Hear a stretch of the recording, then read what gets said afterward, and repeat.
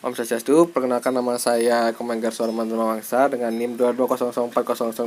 Jadi pada pertemuan kali ini saya akan mempresentasikan tentang rangkuman materi mengenai klasifikasi komputer, perangkat penyimpanan komputer, serta perangkat pemrosesan pada komputer. Pertama ada jenis-jenis pada komputer. Berdasarkan sudut pandang, komputer dikelompokkan menjadi 3 bagian, yaitu pertama penggunaan. Penggunaan bagi menjadi 2. Yang pertama ada komputer untuk penggunaan khusus atau special purpose komputer, merupakan komputer yang dirancang untuk mampu menyelesaikan pekerjaan yang bersifat khusus. Contohnya yaitu komputer server. Yang kedua ada komputer untuk penggunaan umum atau general purpose komputer, yang merupakan komputer yang dirancang untuk mampu menyelesaikan banyak permasalahan atau multi problem solving. Contohnya yaitu laptop. Untuk selanjutnya berdasarkan ukuran itu dibagi menjadi 4. Yang pertama ada komputer super, merupakan komputer yang memiliki kemampuan menyimpan data yang lebih besar serta kecepatan proses yang jauh lebih tinggi apabila dibandingkan dengan komputer mainframe.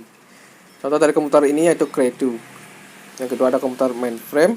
Komputer mainframe memiliki prosesor yang lebih dari 1. Dengan demikian, kecepatan dalam melakukan pemrosesan jauh lebih singkat jika dibandingkan dengan mini komputer. Contohnya yaitu seperti Z900. Selanjutnya ada komputer mini. Komputer mini memiliki kemampuan di atas personal komputer. Hal ini karena mikroprosesor yang digunakan, komputer mini jauh lebih unggul.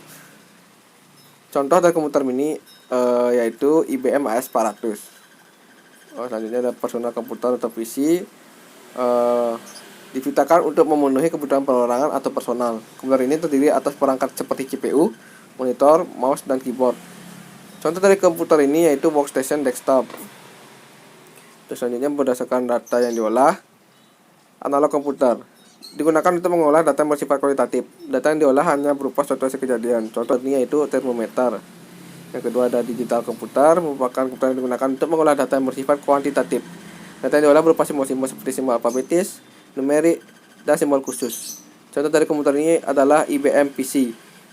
Hybrid komputer merupakan gabungan dari analog komputer dan digital komputer yang dimana mampu mengolah data bersifat kualitatif dan kuantitatif. Contoh dari komputer ini yaitu mesin elektrokardiogram. Kemudian saya akan membahas perangkat penyimpanan pada komputer. Yang pertama ada hard disk drive atau HDD, merupakan perangkat penyimpanan pada komputer yang terdiri dari satu atau lebih piringan magnetis. Yang kedua ada solid state drive atau SSD, merupakan perangkat penyimpanan yang biasa digunakan pada jenis komputer seperti komputer desktop atau mobile komputer. Yang ketiga ada floppy disk, merupakan sebuah perangkat penyimpanan file eksternal yang memiliki bentuk cakram dengan pembungkus plastik berbentuk persegi. Yang keempat ada memory card, merupakan perangkat penyimpanan removable flash memory dengan ukuran kecil yang biasa digunakan pada komputer, perangkat seluler, dan card reader. Yang kelima ada flash disk, merupakan perangkat penyimpanan flash memory yang disambungkan melalui port Universal Serial Bus atau USB komputer atau perangkat mobile. Yang keenam ada compact disk atau CD, merupakan perangkat penyimpanan data berupa piringan optik. Data yang terdapat dalam CD dibaca dan ditulis melalui proses dengan menggunakan sinar laser. Kemudian saya akan membahas perangkat pemrosesan komputer. Yang pertama ada Central Processing Unit atau CPU, merupakan sebuah chip yang memiliki tugas sebagai pemroses data utama pada sebuah komputer. Yang kedua ada motherboard. Motherboard atau disebut dengan mainboard merupakan papan sirkuit yang berfungsi sebagai tempat dihubungkannya semua komponen. Yang ketiga ada random access memory atau RAM, merupakan perangkat penyimpanan bersifat sementara yang bekerja hanya saat perangkat sedang melakukan operasi.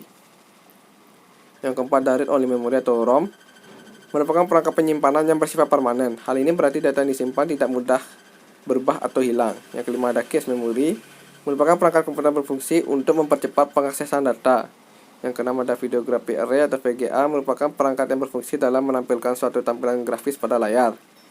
Yang ketujuh ada LAN card, merupakan kartu yang dipasang pada mainboard sebagai alat penghubung komputer ke dalam suatu jaringan. Kemudian yang ke-8 ada CMOS, merupakan suatu memori yang berisi data vital mengenai konfigurasi komputer dan bersifat semi permanen. Yang ke-9 ada hard disk drive atau HDD, merupakan perangkat komputer yang berfungsi sebagai ruang penyimpanan. CD-ROM yaitu perangkat komputer yang digunakan untuk membaca data pada CD. Kemudian DVD-ROM merupakan perangkat komputer yang digunakan untuk membaca DVD. Sound card merupakan perangkat komputer yang berfungsi untuk mengolah data berupa suara atau audio. Yang terakhir ada power supply, merupakan perangkat yang mengkonversi tegangan AC menjadi DC, yang kemudian disalurkan ke seluruh komponen yang terdapat di motherboard. Jadi sekian dari presentasi saya, mohon maaf bila ada kesalahan. Untuk akhir kata saya tutup dengan Parama Santi. Om Santi Santi Santi Om.